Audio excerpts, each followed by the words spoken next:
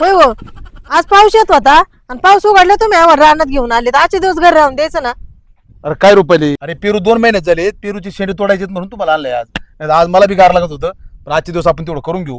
पुन्हा पाऊस सुरू झाला आपल्याला ते काम करता येणार नाही. अहो तुमचं खरं आहे, पण दररोज कामाने आम्हाला पण कंटाळा येतो ना. हा पप्पा, आजचे दिवस तरी अभ्यास करून जायचा ना, शनिवार होता. अगं आई वैशू, परत पाऊस सुरू झाला आपल्याला पेरू शेंडे खुडता येणार नाही. अगं बाई दिदे वैशू, तुम्ही जाता रोज शाळेत, पण मला तर रोजच काम आहे ना. अगं आई आपण शेतकरी तर शेतीचं सगळं काम निसर्गावर अवलंबून आपल्याला पाऊस यायच्या आधी काम झालं पाहिजे. अरे बघितलं का दीदी बरोबर बोलती. चला आज एवढं काम करून घेऊ, 4 दिवस आराम तुम्हाला पुन्हा. चला आजचे दिवस बर का. बरं चला. परत 4-5 दिवस काम येणार नाही. नका येऊ, चला लवकर. वैशू दिदे तुम्ही पेरूची शेंडे तोडा बरं का. आईन मी ना कांद्याच्या रोपात गवत काढतो थोडं. लवकर घ्या उरकून, गोंधळ घालू नका. दररोज काहीतरी गोंधळ घालता तुम्ही. बरं पप्पा. रुपाली चल आपण कांद्याच्या रोपातलं गवत काढू. रुपाली पुरी काय करतात नाही बघून येतो, काहीतरी गोंधळ घालत्यान. अरे देवा, पोरीने काय गोंधळ नाही घातला मी. बरं बहीण रुपाली इकडे. काय हो अगं पोरींनो, तुम्ही एक वायता आणला आम्हाला, आम्हीच घर सोडून जातो.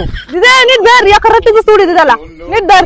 अगं नीट धरलाय, फक्त माझा हात नको तोडू. दिदे मी फक्त पेरू तोडणार, तू नीट धर. अरे पोरीनो, पेरूचे शेंडे तोडायला सांगितले म्हणजे असे नाही तोडायचे.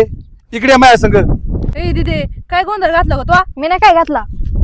अरे पोरीनो, हे जो शेंडा नवीन फुटलेला असतो ना, हे कवळा शेंडा असतो.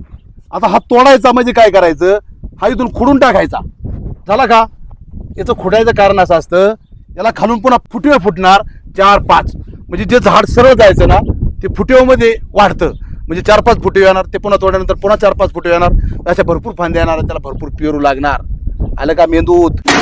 दिदे असे काही बी गोंधळ घालू. चल.